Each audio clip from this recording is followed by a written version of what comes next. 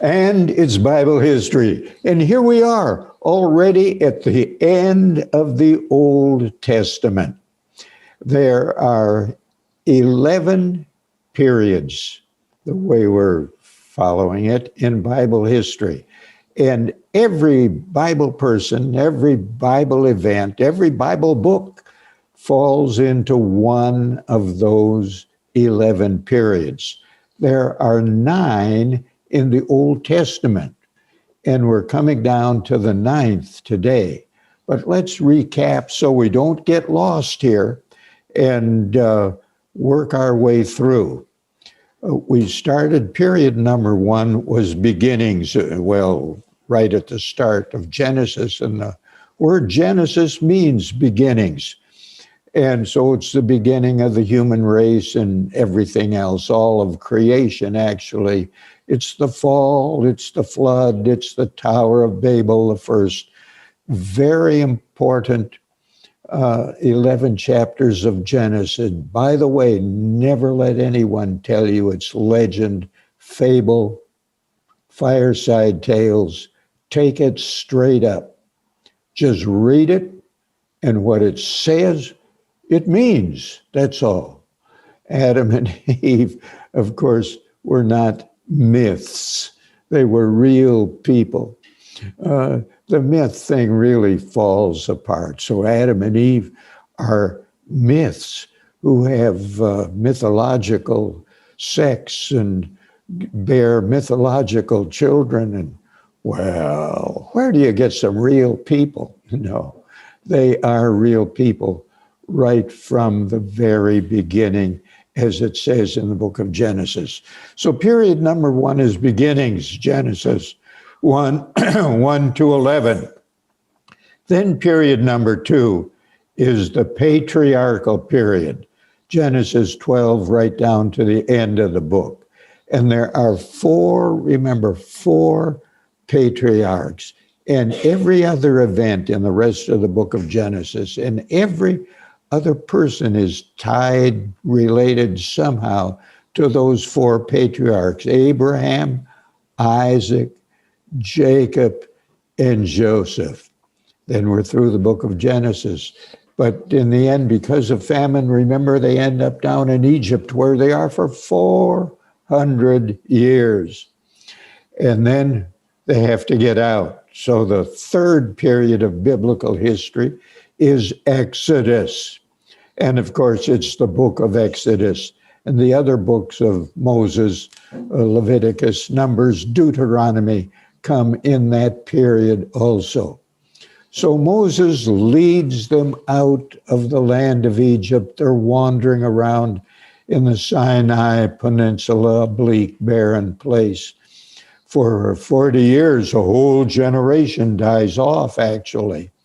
And then they are at the border of the promised land, just on the east side of the Jordan River. Now then, Moses dies before they go in. Moses' successor is Joshua. And so we're to this is easy, the book of Joshua. And it has to do with the conquest of the land and dividing it all up among the 12 tribes of Israel. And it's the period of the judges, and they come one after another. And there are gaps between the judges, of course, so one doesn't immediately follow the other. And the people didn't like this, having judges and then no one and then another judge. And so you're to the 5th history, the kingdom. Let's see, you got the beginning and the patriarchal and the Exodus and the conquest, and the judges is the 5th. And then the 6th period is the kingdom. 3 kings, Saul, David, Solomon. 120 years evenly divided amongst the 3. Now then we come to the divided kingdom. There's some trouble, a rebellion under Solomon's son Rehoboam, and we're into the next period, which is the divided kingdom. And then that's followed by the captivity, the eighth period of biblical history. The captivity, as Jeremiah says, lasts 70 years. And now today we're to the restoration, or at the ninth period, the return from the captivity. So let's back up a bit and get some dates, roughly round numbers, mostly because they're easy to keep track of. From Adam and Eve down to Abraham, you have a couple thousand years. We're picking those years up from the genealogies that are given in the scripture, like Genesis 5 and 10, and so on. Excuse me. Now,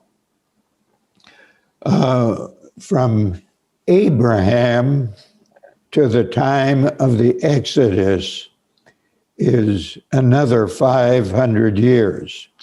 So Abraham, we're putting at about 2000 BC, and the Exodus at 1500 BC. And then you come down to David. He's the leading one of the three kings, and you're at 1000 BC. And then when we come down to the close of the Old Testament, you have another 600 years. So you have from Adam and Eve down to the close of the Old Testament, 3,600 years covered by the Old Testament. Now, there are a couple other dates in there that you should have marked in your Bible when we went through. One was the captivity of the northern kingdom that went captive, excuse me, into Assyria. And that was 722 BC. And then the southern kingdom, Judah, going captive into Babylonia, 586 BC. So they're all gone now. They're in the captivity and they're coming back, and that's where we are now. Now there are two Bible books that cover the time of the captivity, and you should have read these, and if you haven't, do so. Ezra and Nehemiah, down to the close of the Old Testament. And while we're at it, the last three of what we call the minor prophets, not because they're unimportant, but because they're shorter Bible books. Haggai, Zechariah, and Malachi, all coming right at the close of the prophetic list, and they are during the time, as you pick up from reading them, the time of the return from the captivity, the restoration. Now, when Nebuchadnezzar, the Babylonian king, came in 3 sieges and took Jerusalem, he destroyed the city. It was a pile of rubble. And he destroyed the temple.